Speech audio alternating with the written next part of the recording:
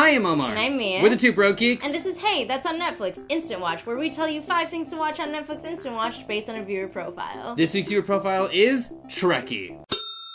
How do you know if you're a Trekkie? You use Star Trek references in everyday life. And I'm trying to open up a savings account so I can make some money, you know, just retain it. Home is where the heart is, but the stars are paved with latinum. You have a high intellectual bar for your sci-fi. It's just this beautiful political message. Well, Star Wars has that too. Oh, right. Like, how does Star Wars have that? Well, there's a good guy, and he fights the bad guy. Mm-hmm. And there's colors that tell you which one is which. Yeah, right. Yeah, the black is the bad, and the white is the good. And Han Solo, he wears both sometimes. Don't stop. And you wish you lived in Star Trek. Tea, Earl Grey, hot.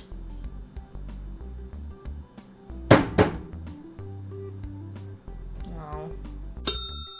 So, here's our list. Number 5 is the Star Trek movies. As opposed to going through and dividing them and ranking them because some of them are good and some of them are bad, we decided to focus more on the shows, but all of the Star Trek movies collectively can get the number 5 slot on this list. On Netflix right now are a bunch of classic Star Trek movies with amazing stories and some incredible Star Trek acting. There's also the newest J.J. Abrams film, Into Darkness, which you can check out. Very pretty movie. Beautiful. Starring The Bridge.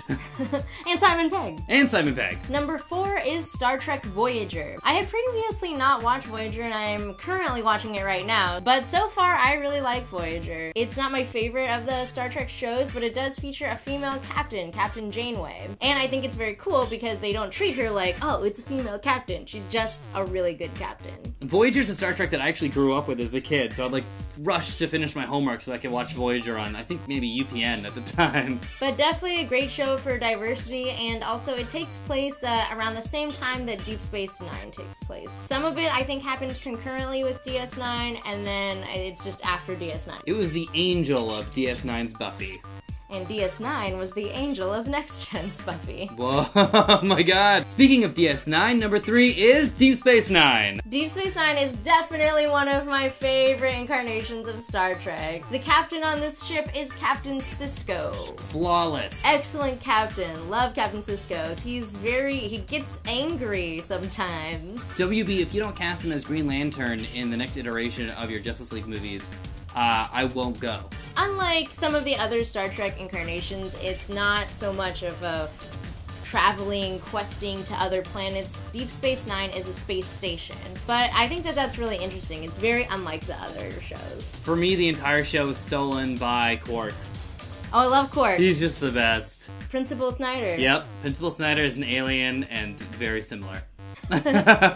Number 2 is Original Series. I know, you thought it would be number 1, but it's number 2. While this is the show that started it all, it was Gene Roddenberry's brainchild. I don't have the most nostalgia for this show. I actually started watching it a lot more in college and kind of when it came on Netflix. So I really, really love the ideas of it. It's like Twilight Zone in space, but I didn't grow up with it, so I can't put it in number 1. Obviously, it was groundbreaking. This is the first incarnation of Star Trek, and that is huge. It is what made possible all of these other Star Treks, so yay. It is more action-y, I think, than many of the other versions of the show. Mm-hmm. They are fighting and going down to the planets more often, and it's more entertaining in a lot of ways. Star Trek the Original Series was actually the first interracial kiss on American TV, and I might be mistaken, but all of TV. And the way it happened was they actually had 2 actresses that William Shatner was kissing, and he kept screwing up the other kiss, so the interracial kiss is the one that had to make it to print.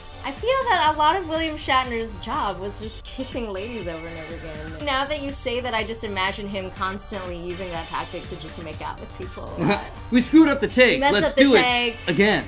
And number 1 is Star Trek The Next Generation. So I know it might be controversial, like we said, that the original series is not getting the number 1 spot, but Next Generation is my favorite Star Trek series ever. Jean-Luc Picard is my favorite captain ever.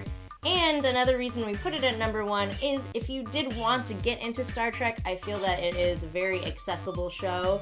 If you're trying to like jump in. I like to describe Next Gen to people as the X Mansion, like Charles Xavier's mansion, but traveling through space, and instead of punching at your problems, you actually talk about them, which is way harder. Yes, Next Generation is basically diplomacy porn. Now, I've definitely had talks with some of my other Trekkie friends who might prefer some of the other shows more because they do want more of that action and fighting, and I totally get that. But I just personally really like the diplomacy of Picard as a captain, and plus, I am in love with Data. I really like robots. I just like robots. So, that's our list. What are your favorite Star Trek properties? Go ahead and leave your answers in the comments below. Don't forget to check back every Friday for more Netflix recommendations, except for this next Friday, which will be Mia Hasn't Seen Shit, so join us on the live stream. If you want more info about that, you can follow us on Facebook, Twitter, or Tumblr.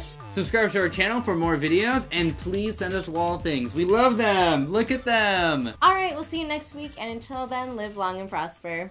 Bye. And now for honorable mentions, which is just gonna be me today because Mia's busy. I am always jonesing. We get excited too. X-Files is so good. Yeah, Chef was definitely in and out, which is the little food joke for you guys. Yeah, it should be opposite.